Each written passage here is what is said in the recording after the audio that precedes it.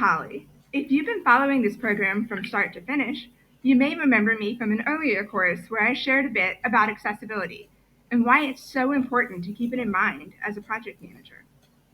So far, you've learned the importance of managing, communicating, and measuring quality.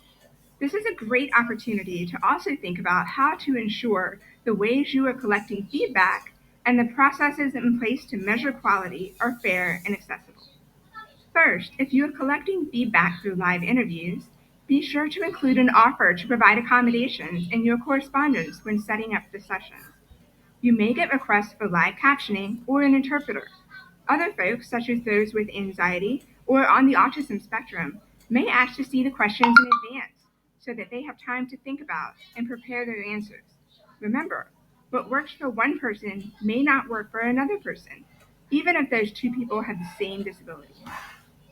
If you're conducting an interview on location, examine the space with an accessibility lens, like ensuring there's an accessible path into the building and to the room, and that hallways are clear of clutter that could block someone using a wheelchair or walker, or someone with a visual impairment from easily and safely moving through. If sending a survey or collecting feedback using technology, check that the systems you are using are fully accessible.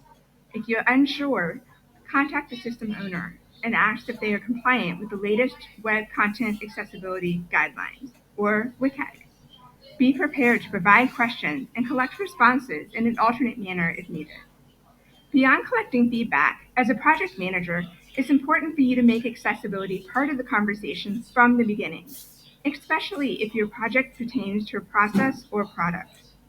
Oftentimes, incorporating accessible features into a product is overlooked or left to the final stages of a project and can lead to serious implications like launch delays, or worse, a product that can't be used by a percentage of the population. Ensure your developers are familiar with accessibility requirements at the start.